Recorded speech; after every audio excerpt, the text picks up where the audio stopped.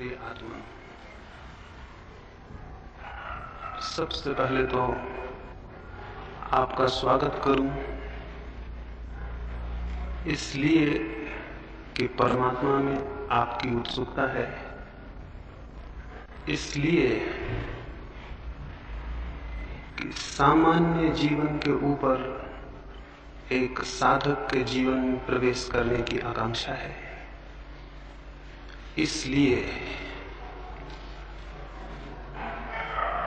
कि संसार के अतिरिक्त सत्य को पाने की प्यास है। सौभाग्य है उन लोगों का जो सत्य के लिए प्यासे हो सके। बहुत लोग पैदा होते हैं, बहुत कम लोग सत्य के लिए प्यासे हो पाते हैं। सत्य का मिलना तो बहुत बड़ा सौभाग्य है, सत्य की प्यास होना भी उतना ही बड़ा सौभाग्य है। सत्य ना भी मिले तो कोई हर्ज नहीं, लेकिन सत्य की प्यास ही पैदा ना हो तो बहुत बड़ा हर्ज है। सत्य यदि ना मिले तो मैंने कहा कोई हर्ज नहीं। हमने चाहा था और हमने प्रयास किया था, हम श्रम किए थे और हमने आकांक्षा की थी, हमने संकल्प बांधा था और हमने जो हमसे बन सकता था वो किया था। और यदि सत्य ना मिले तो कोई हर्ज नहीं, लेकिन सत्य की प्यास ही हमें पैदा ना हो तो जीवन बहुत दुर्भाग्य से भर जाता है। और मैं आपको ये भी कहूं कि सत्य को पा लेना उतना महत्वपूर्ण नहीं है जितना सत्य के लिए ठीक अर्थों में प्यासे हो जाना है। वो भी एक आनंद है। जो क्षुद्र के लिए प्यासा होता है वो क्षुद्र को पाकर भी आनंद उपलब्ध नहीं करता, और जो विराट के लिए प्यासा होता है वो उसे ना भी पा सके तो भी आनंद से भर जाता है। इसे पुनः दोहराऊं, जो क्षुद्र के लिए आकांक्षा करे वो अगर क्षुद्र को पा भी ले तो भी उसे कोई शांति और आनंद उपलब्ध नहीं होता है। और जो विराट की अभीप्सा से भर जाए वो अगर विराट को उपलब्ध ना भी हो सके तो भी उसका जीवन आनंद से भर जाता है। जिन अर्थों में हम श्रेष्ठ की कामना करने लगते हैं उन्हीं अर्थों में हमारे भीतर कोई श्रेष्ठ पैदा होने लगता है। कोई परमात्मा या कोई सत्य हमारे बाहर हमें उपलब्ध नहीं होगा, उसके बीज हमारे भीतर हैं और वे विकसित होंगे, लेकिन वे तभी विकसित होंगे जब प्यास की आग और प्यास की तपिश और प्यास की गर्मी हम पैदा कर सकें। मैं जितनी सृष्टि की आकांक्षा करता हूं उतना ही मेरे मन के भीतर छिपे हुए बीज जो विराट और श्रेष्ठ बन सकते हैं वे कंपित होने लगते हैं और उनमें अंकुर आने की संभावना पैदा हो जाती है। जब आपके भीतर कभी ये ख्याल भी पैदा हो कि परमात्मा को पाना है, जब कभी ये ख्याल भी पैदा हो कि शांति को और सत्य को उपलब्ध करना है, तो इस बात को स्मरण रखना कि आपके भीतर कोई बीज अंकुर होने को उत्सुक हो गया है। इस बात को स्मरण रखना आपके भीतर कोई दबी हुई आकांक्षा जाग रही है। इस बात को स्मरण रखना कि कुछ महत्वपूर्ण आंदोलन आपके भीतर हो रहा है। उस आंदोलन को हमें संभालना होगा, उस आंदोलन को सहारा देना होगा, क्योंकि बीज अकेला अंकुर बन जाए इतना ही काफी नहीं है, और भी बहुत सी सुरक्षाएं जरूरी हैं। और बीज अंकुर बन जाए इसके लिए बीज की क्षमता काफी नहीं है, और बहुत सी सुविधाएं भी जरूरी हैं। जमीन पर बहुत बीज पैदा होते हैं लेकिन बहुत कम बीज वृक्ष बन पाते हैं। उनमें क्षमता थी, वे विकसित हो सकते थे, और एक एक बीज में फिर करोड़ों करोड़ों बीज लग सकते थे। एक छोटे से बीज में इतनी शक्ति है कि पूरा जंगल उससे पैदा हो जाए। एक छोटे से बीज में इतनी शक्ति है कि सारी जमीन पर पौधे उससे पैदा हो जाएं। लेकिन ये भी हो सकता है इतनी विराट क्षमता, इतनी विराट शक्ति का वो बीज नष्ट हो जाए और उसमें कुछ भी पैदा ना हो।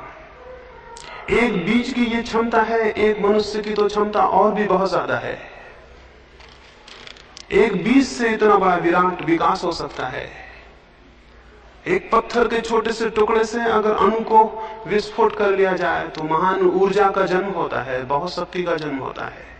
मनुष्य की आत्मा, मनुष्य की चेतना का जो अणु है, अगर वो विकसित हो सके, अगर उसका विस्फोट हो सके, अगर उसका विकास हो सके, तो जिस शक्ति और ऊर्जा का जन्म होता है उसी का नाम परमात्मा है।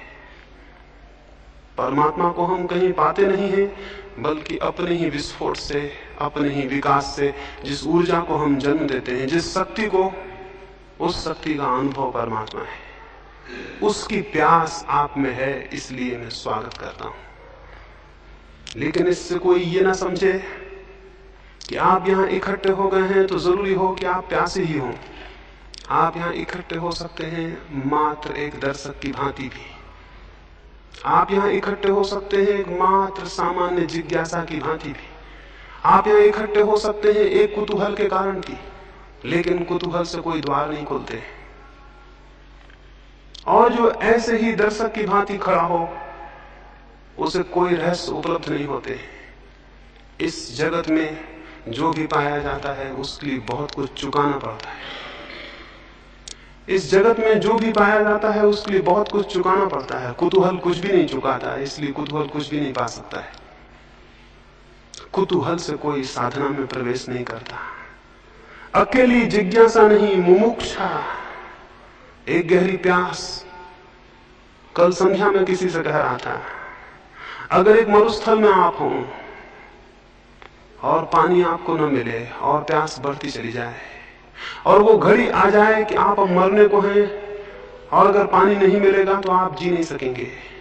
अगर कोई उस वक्त आपको कहे कि हम ये पानी देते हैं, लेकिन पानी देके हम जान ले लेंगे आपकी, यानी जान के मूल्य पर हम पानी देते हैं, आप उसको भी लेने को राजी हो जाएंगे, क्योंकि मरना तो है। प्यासे मरने की बजाय तृप्त होकर मर जाना बेहतर है। उतनी जिज्ञासा, उतनी आकांक्षा जब आपके भीतर पैदा होती है तो उस जिज्ञासा और आकांक्षा के दबाव में आपके भीतर का बीज टूटता है और उसमें से अंकुर निकलता है। बीज ऐसे ही नहीं टूट जाते हैं, उनको दबाव चाहिए, उनको बहुत दबाव चाहिए, बहुत उत्ताप चाहिए, तब उनकी सख्त खोल टूटती है और उसके भीतर से कोमल पौधे का जन्म होता है। हम सबके भीतर भी बहुत सख्त खोल है और जो भी उस खोल के बाहर आना चाहते हैं अकेले कुतूहल से नहीं आ सकेंगे। इसलिए स्मरण रखें, जो मात्र कुतूहल से इकट्ठे हुए हैं वे मात्र कुतूहल को लेकर वापस लौट जाएंगे, उनके लिए कुछ भी नहीं हो सकेगा। जो दर्शक की भांति इकट्ठे हों वे दर्शक की भांति ही वापस लौट जाएंगे, उनके लिए कुछ भी नहीं हो सकेगा। इसलिए प्रत्येक अपने भीतर पहले तो ये ख्याल कर ले उसमें प्यास है। प्रत्येक अपने भीतर ये विचार कर ले वो प्यासा है। इसे बहुत स्पष्ट रूप से अनुभव कर ले वो सच में परमात्मा में उत्सुक है। उसकी कोई उत्सुकता है सत्य को, शांति को, आनंद को उपलब्ध करने के लिए? अगर नहीं है तो वो समझे कि वो जो भी करेगा उस करने में कोई प्राण नहीं हो सकते, वो निष्प्राण होगा। और तब फिर उस निष्प्राण चेष्टा का अगर कोई फल ना हो तो साधना जिम्मेवार नहीं होगी, आप स्वयं जिम्मेवार होंगे। इसलिए पहली बात अपने भीतर अपने प्यास को खोजना और उसे स्पष्ट कर लेना है। आप सच में कुछ पाना चाहते हैं,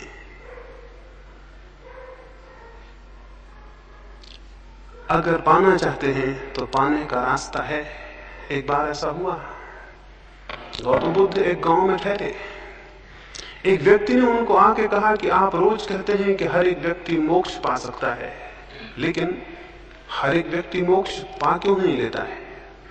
बुद्ध ने कहा, मेरे मित्र एक काम करो, संध्या को गांव में जाना और सारे लोगों से पूछ के आना वे क्या पाना चाहते हैं। एक फहरिस्त बनाओ, हर एक का नाम लिखो और उसके सामने लिख लाना उनकी आकांक्षा क्या है। वो आदमी गांव में गया, उसने जाके पूछा, उसने एक एक आदमी को पूछा, थोड़े से लोग थे उस गांव में, उन सब ने उत्तर दिए। वो सांझ को वापस लौटा, उसने बुद्ध को आके वो फहरिस्त दी। बुद्ध ने कहा इसमें कितने लोग मोक्ष के आकांक्षी हैं। वो बहुत हैरान हुआ, उसमें एक भी आदमी ने अपनी आकांक्षा में मोक्ष नहीं लिखाया था। बुद्ध ने कहा हर एक आदमी पा सकता है ये मैं कहता हूं, लेकिन हर एक आदमी पाना चाहता है ये मैं नहीं कहता। हर एक आदमी पा सकता है ये बहुत अलग बात है, और हर एक आदमी पाना चाहता है ये बहुत अलग बात है।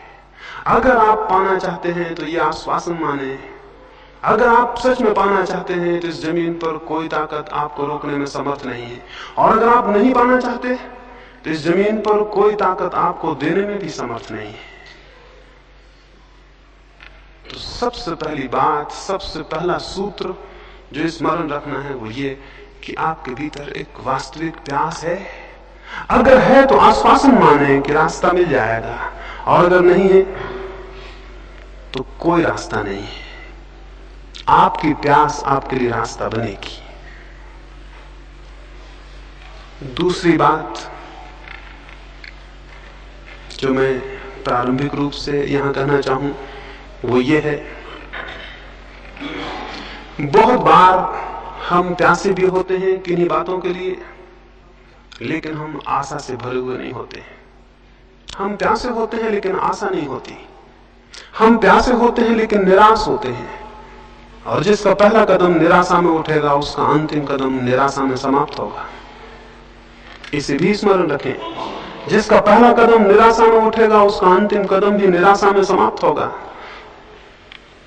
अंतिम कदम अगर सफलता और सार्थकता में जाना है तो पहला कदम बहुत आशा में उठना चाहिए।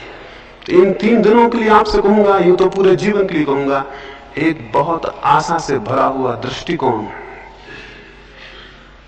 क्या आपको पता है बहुत कुछ इस पर निर्भर करता है आपके चित्त का, क्या आप आशा से भर के किसी काम को कर रहे हैं या निराशा से?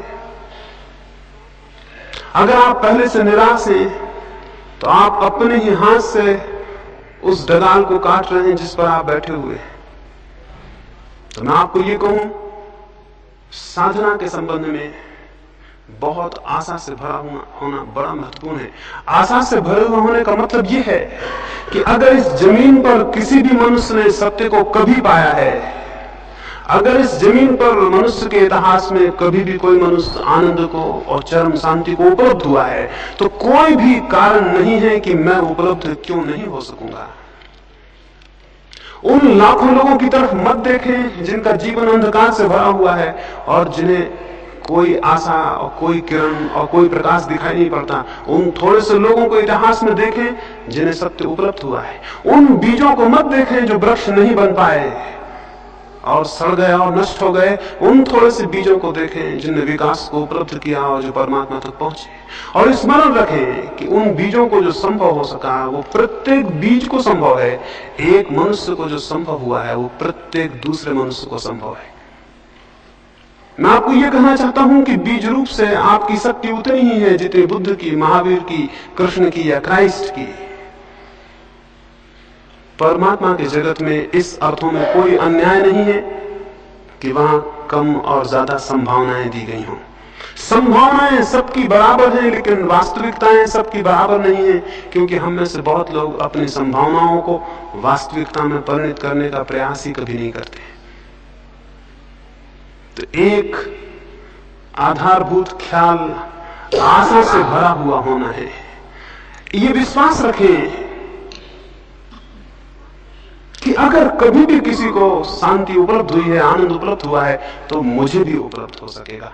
अपना अपमान ना करें निराश होकर। निराशा स्वयं का सबसे बड़ा अपमान है। उसका अर्थ है कि मैं इस योग्य नहीं हूं कि मैं भी पा सकूंगा। मैं आपको कहूं, इस योग आप हैं, निश्चित पा सकेंगे। देखें, निराशा में भी जीवन भर चलकर देखा है, आशा में इन 3 दिन चल के देखें। इतनी आशा से भर के चलें कि होगी घटना, जरूर घटना घटेगी। क्यों? ये हो सकता है आप आशा से भरे हों, लेकिन बाहर की दुनिया में हो सकता है कोई काम आप आशा से भरे हों तो भी ना कर पाए, लेकिन भीतर की दुनिया में आशा बहुत बड़ा रास्ता है। जब आप आशा से भरते हैं तो आपका कण कण आशा से भर जाता है, आपका रोआ रोआ आशा से भर जाता है, आपकी श्वास श्वास आशा से भर जाती है, आपके विचारों पर आशा का प्रकाश भर जाता है और आपके प्राण के स्पंदन में, आपकी हृदय की धड़कन में आशा व्याप्त हो जाती है। आपका पूरा व्यक्तित्व जब आशा से भर जाता है तो भूमिका बनती है कि आप कुछ कर सकेंगे। और निराशा का भी व्यक्तित्व होता है, कण कण रो रहा है, उदास है, थका है, डूबा हुआ है, कोई प्राण नहीं है, सब जिससे कि आदमी जिंदा नाम मात्र को हो और मरा हुआ है। ऐसा आदमी किसी प्रयास पर निकलेगा, किसी अभियान पर, तो क्या पा सकेगा? और आत्मिक जीवन का अभियान सबसे बड़ा अभियान है। इससे बड़ी कोई चोटी नहीं है जिसको कोई मनुष्य कभी चढ़ा हो, इससे बड़ी कोई गहराई नहीं है समुद्रों की जिसमें मनुष्य ने कभी डुबकी लगाई हो। स्वयं की गहराई सबसे बड़ी गहराई है और स्वयं की ऊंचाई सबसे बड़ी ऊंचाई है। इस अभियान पर जो निकला हो उसे बड़ी आशाओं से भरा हुआ होना चाहिए। तो मैं आपको कहूंगा 3 दिन आशा की एक भाव स्थिति को कायम रखें। आज रात ही जब सोएं तो बहुत आशा से भरे हुए सोएं और ये विश्वास लेकर सोएं कि कल सुबह जब आप उठेंगे तो कुछ होगा, कुछ हो सकेगा, कुछ किया जा सकेगा।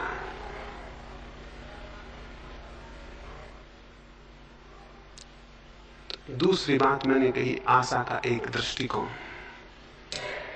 आशा के इस दृष्टिकोण के साथ ही ये भी आपको स्मरण दिला दूं, इन पीछे कुछ वर्षों के अनुभव से इस नतीजे पर पहुंचा हूं कि हमारी निराशा इतनी गहरी है कि जब हमें कुछ मिलना भी शुरू होता है तो निराशा के कारण दिखाई नहीं पड़ता। अभी मेरे पास एक व्यक्ति आते थे, वो अपनी पत्नी को मेरे पास लाए।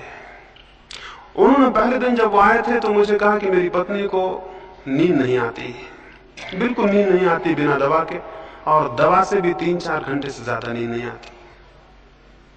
और मेरी पत्नी भयभीत है, अनजाने भय उसे परेशान किए रहते हैं। घर के बाहर निकलती तो डरती है, घर के भीतर होती तो डरती है कि मकान ना गिर जाए।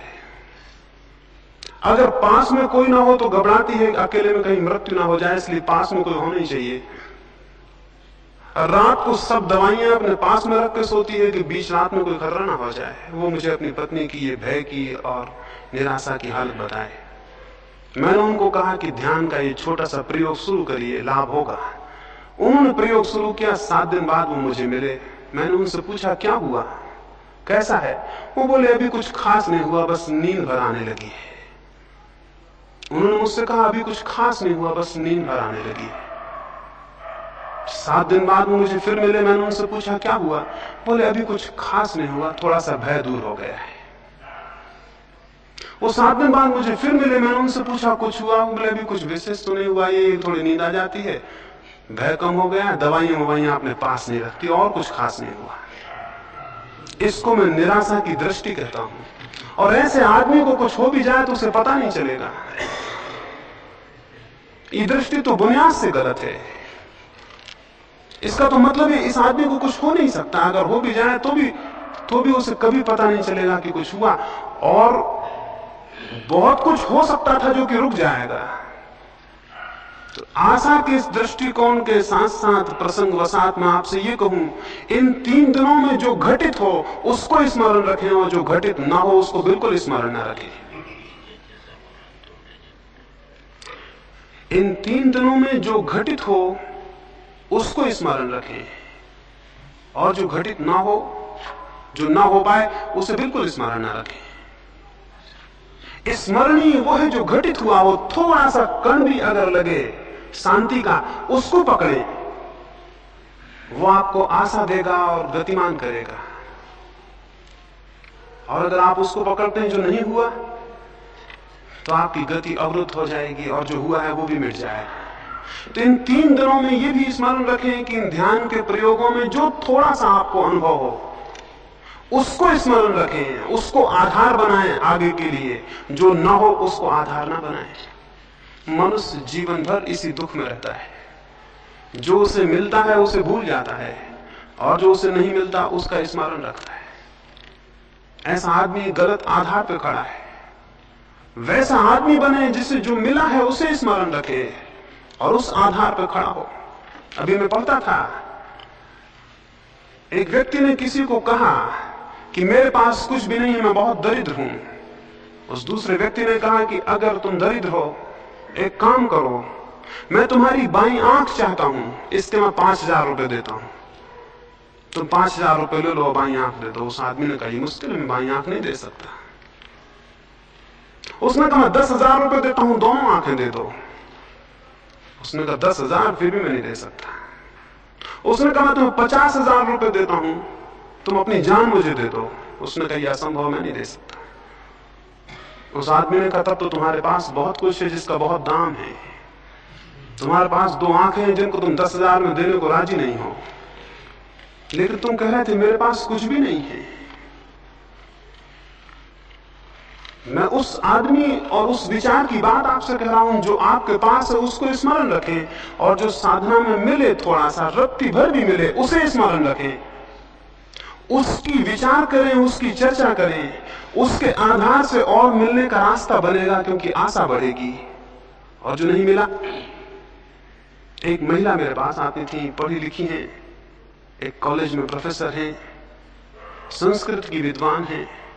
वो मेरे पास आती थी, एक 7 दिन का प्रयोग चलता था ध्यान का, उसमें आती थी। पहले दिन वो प्रयोग करने के बाद उठी और बाहर जाके मुझसे कहीं क्षमा करें, अभी मुझे आज कोई ईश्वर के दर्शन नहीं हुए।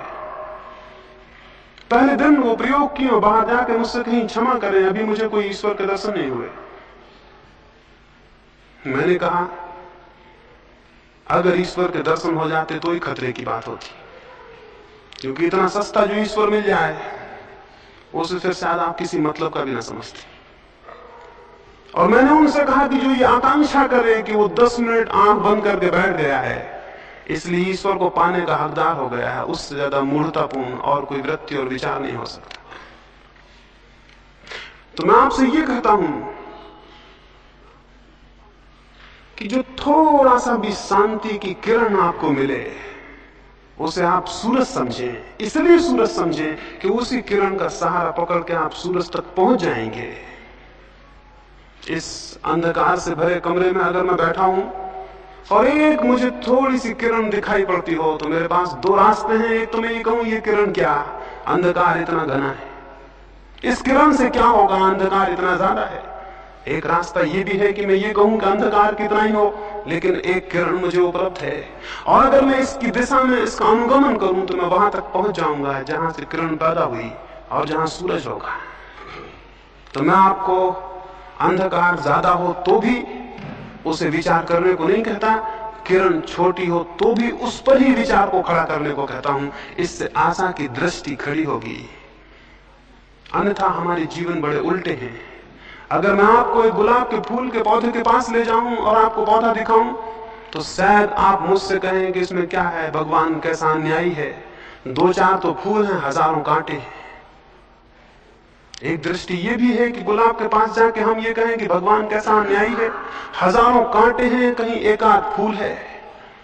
इसको कहने का एक ढंग और भी हो सकता है, एक दृष्टि और भी हो सकती है, एक और अप्रोच हो सकती है कि कोई आदमी उसी पौधे के पास जाके ये कहे कि भगवान कैसा अद्भुत है कि जहां लाखों कांटे हैं उनमें भी एक फूल खिल जाता है। कोई इसे यूं भी देख सकता है कि कहे कि जहां लाखों कांटे हैं उनमें भी एक फूल खिल जाता है, दुनिया अद्भुत है। कांटों के बीच भी फूल के खिलने की संभावना कितनी आश्चर्यजनक है। तो मैं आपको दूसरी दृष्टि रखने को कहूंगा इन 3 दिनों में। छोटी सी भी आशा की जो भी झलक आपको मिले साधना में, उसको आधार बनाएं, उसको संबल बनाएं। तीसरी बात,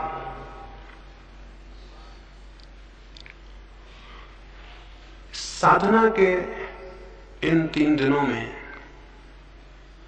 आपको ठीक वैसे ही नहीं जीना है जैसा आप आज सांझ तक जीते रहे हैं।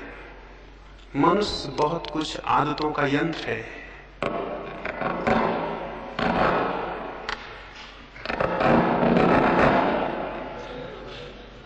तो ठीक चल रहा है, कुछ नहीं करो। और अगर मनुष्य अपनी पुरानी आदतों के घेरे में ही चले तो साधना की नई दृष्टि खोलने में उससे बड़ी कठिनाई हो जाती है। तो थोड़े से परिवर्तन करने को मैं आपसे कहूंगा। एक परिवर्तन तो मैं आपसे ये कहूंगा कि इन 3 दिनों में आप ज्यादा बातचीत ना करें। बातचीत इस सदी की सबसे बड़ी बीमारी है और आपको पता नहीं कि आप कितनी बातें कर रहे हैं। सुबह से सांझ तक, जब तक आप जाग रहे हैं, बातें कर रहे हैं। या तो किसी से कर रहे हैं, अगर फिर कोई मौजूद नहीं है तो अपने भीतर खुद से ही कर रहे हैं।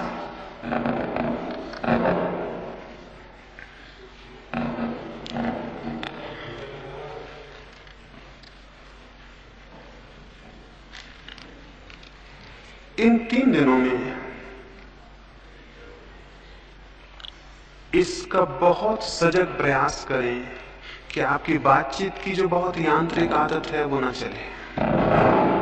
एक ही कर देना, उसे बंद कर देना। एक ही आदत है हमारी, ये साधक के जीवन में बहुत संघातक है। इन 3 दिनों में मैं चाहूंगा आप कम से कम बात करें, और जो बात भी करें वो बात भी अच्छा हो कि आपकी वही सामान्य ना हो जो आप रोज करते हैं। आप क्या रोज बातें कर रहे हैं, उसका कोई बहुत मूल्य है? आप उसे नहीं करेंगे तो कोई नुकसान है? जिसको आप कर रहे हैं उसका अगर नहीं उसे बताएंगे कोई अहित है? इन 3 दिनों में स्मरण रखें कि हमें किसी से कोई विशेष बात नहीं करनी है।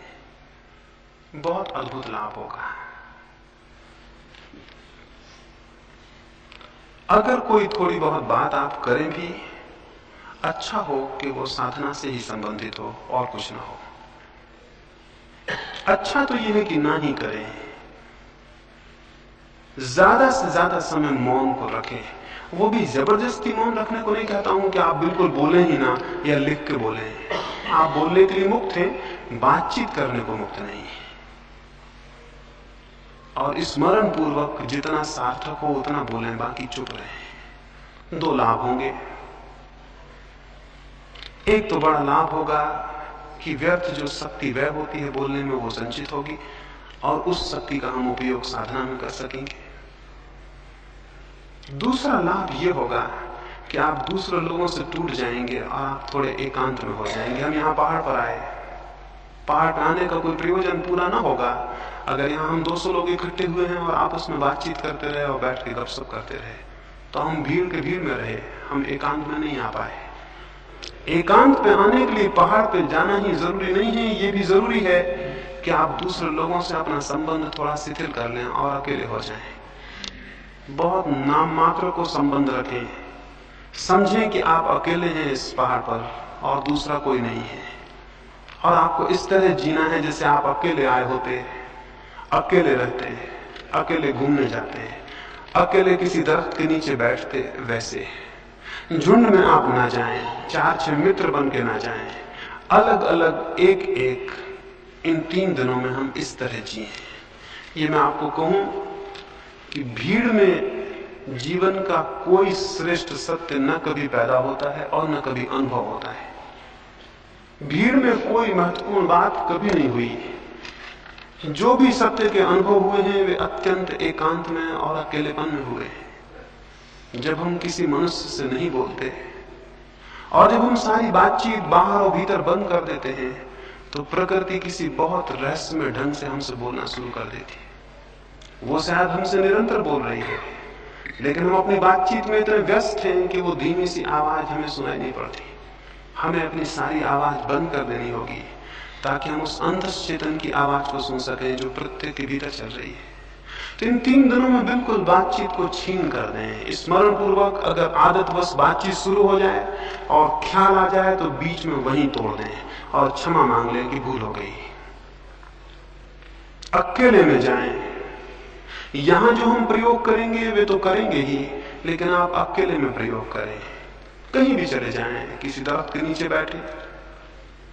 हम ये भी भूल गए हैं कि हमारा प्रकृति से कोई संबंध है और कोई नाता है, और हमको ये भी पता नहीं है कि प्रकृति के सानिध्य में व्यक्ति जितनी शीघ्रता से परमात्मा की निकटता में पहुंचता है उतना और कहीं नहीं पहुंचता। तो इस अद्भुत 3 दिन के मौके का अवसर का लाभ उठाएं, अकेले में चले जाएं।